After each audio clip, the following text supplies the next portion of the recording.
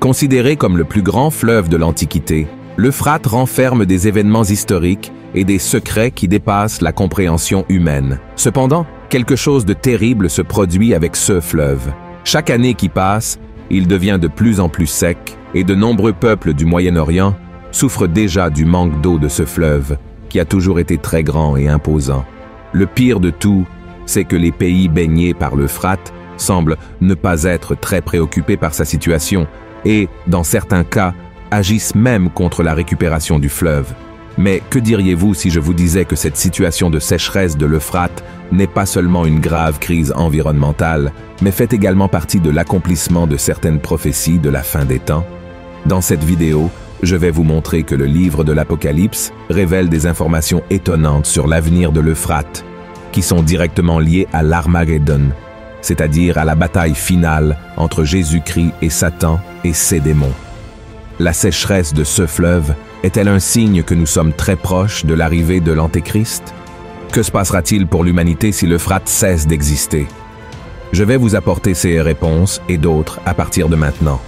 Mais avant de commencer, je vous demande de cliquer sur « J'aime », de vous abonner à ma chaîne et d'activer la cloche de notification, car je veux vous aider dans votre marche avec Dieu tous les jours. D'accord? Alors allons-y. Selon le livre de la Genèse, au chapitre 2, l'Euphrate est l'un des fleuves qui arrosait le jardin d'Éden. Ces eaux passaient par l'endroit que Dieu avait créé pour être la demeure d'Adam, Ève et de tous les animaux qu'il avait créés au commencement. Et déjà dans la Genèse, chapitre 15, nous voyons que le fleuve a été nommé par Dieu comme l'une des limites de la terre promise qui serait accordée aux descendants d'Abraham. Ainsi dit la parole du Seigneur. En ce jour-là, l'Éternel fit alliance avec Abraham et dit « Je donne ce pays à ta postérité, depuis le fleuve d'Égypte jusqu'au grand fleuve, au fleuve d'Euphrate. Ce fleuve prend sa source là où se trouve actuellement la Turquie. Il traverse la Syrie et l'Irak pour se jeter dans le golfe Persique. L'Euphrate mesure 2700 km de long et est la principale source d'eau potable pour des millions de personnes dans ces trois nations. De plus, ces eaux sont utilisées pour irriguer les cultures et alimenter des centrales hydroélectriques qui produisent de l'électricité pour plus d'1 million de familles. Cependant, ce qui était autrefois une région prospère et fertile devient un lieu de peur et d'incertitude, car sa principale source d'eau disparaît simplement. Selon les autorités iraniennes qui surveillent la situation de l'Euphrate au cours des 3 dernières années, la saison des pluies dans la région a commencé plus tard et s'est terminée plus tôt, entraînant une réduction drastique du volume d'eau du fleuve. À certains endroits, le lit du fleuve s'est complètement asséché. À l'un de ces points secs, une vidéo circulant sur Internet montre ce qui pourrait être les cris de démons dans une région où passait le fleuve Euphrate, suscitant l'inquiétude de milliers de personnes. Cela se produit car, selon les rapports, les bruits seraient émis par l'un des 4 anges déchus qui ont été emprisonnés par Dieu et qui ne seront libérés que lorsque la prophétie de l'Apocalypse 9 se réalisera. Et en revenant à la question de la sécheresse que l'Euphrate traverse, un groupe de scientifiques affirme que ce n'est pas seulement la question climatique qui affecte le volume des eaux, mais aussi la mauvaise gestion de la politique de l'eau par les gouvernements des pays arrosés par lui. Certains disent même que les pays veulent que le fleuve s'assèche une fois pour toutes, pour une raison encore inconnue.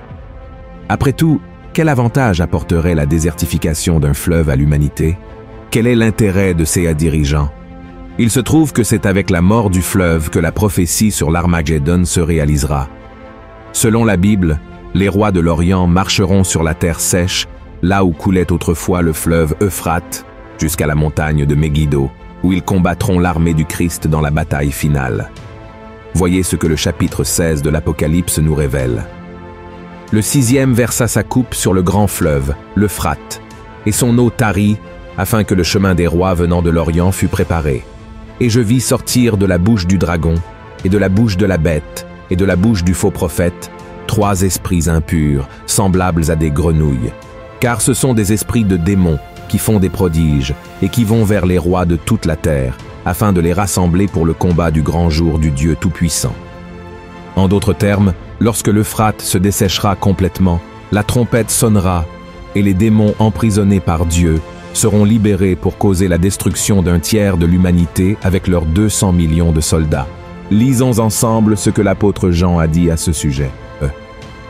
Le 6e ange sonna de la trompette, et j'entendis une voix venant des 4 cornes de l'autel d'or qui est devant Dieu, et disant au 6e ange qui avait la trompette, « Délie les 4 anges qui sont liés sur le grand fleuve d'Euphrate. » Et les 4 anges qui étaient prêts pour l'heure, le jour, le mois et l'année, furent déliés afin qu'ils tuassent le tiers des hommes. Et cela ne s'arrêtera pas là, mes frères. Ce seront ces 4 esprits maléfiques qui mobiliseront les dirigeants de l'Occident pour marcher le long de l'Euphrate et combattre l'armée de Jésus. Cela indique que nous nous approchons de plus en plus de la fin des temps. Le processus de désertification de l'Euphrate a commencé il y a 35 ans et s'accélère. Et apparemment, l'esprit de l'Antéchrist opère déjà à travers la vie de ses dirigeants, les incitant à accélérer le dessèchement total du fleuve. Bien que l'Antéchrist n'ait pas encore été annoncé, son esprit influence déjà les cœurs des êtres humains, les poussant à faire le mal et préparant le terrain pour son arrivée. Ces déclarations ne sont pas les miennes, mais celles de la Bible elle-même. Voyons ce que l'apôtre Jean a écrit. « Reconnaissez à ceci l'Esprit de Dieu. Tout esprit qui confesse Jésus-Christ venu en chair est de Dieu, et tout esprit qui ne confesse pas Jésus n'est pas de Dieu. C'est celui de l'Antéchrist, dont vous avez appris la venue, et qui maintenant est déjà dans le monde. C'est pourquoi je tiens à donner un conseil à nous tous. Nous n'avons pas besoin de nous concentrer uniquement sur les rumeurs de la construction du 3e temple à Jérusalem. Nous n'avons pas non plus besoin d'attendre l'annonce du grand accord de paix entre les principales nations et religions qui précédera le rapt de l'Église de Christ. Tout cela ne sera que l'aboutissement de ce qui se passe déjà aujourd'hui, bien sous nos yeux, y compris avec la sécheresse de l'Euphrate. Nous n'avons pas besoin de craindre l'Antéchrist, et encore moins la bataille de l'Armagédon, car la parole de Dieu nous assure que Jésus remportera la guerre contre l'ennemi et le jettera dans le lac de feu qui brûle avec du soufre, où il sera tourmenté pour l'éternité. Je comprends que tout cela puisse être effrayant, mais si nous remettons nos vies à Jésus-Christ et vivons selon sa parole, le Seigneur nous protégera au jour du jugement et nous emmènera vivre l'éternité à ses côtés dans la Nouvelle Jérusalem. Là, nous serons dans un royaume où il n'y aura ni peur, ni douleur, ni mort, ni larmes. Et vous n'avez pas non plus besoin de vous inquiéter de quand tout cela va arriver, mais plutôt d'être attentif à quel côté vous serez quand cela se produira. C'est pourquoi je vous invite à me suivre quotidiennement, car j'apporte des connaissances bibliques, des sujets pertinents, et je fais des prières quotidiennes pour vous fortifier. Amen. Si vous avez aimé ce message, partagez-le avec vos amis, votre famille, et abonnez-vous à ma chaîne. Que Dieu vous bénisse puissamment.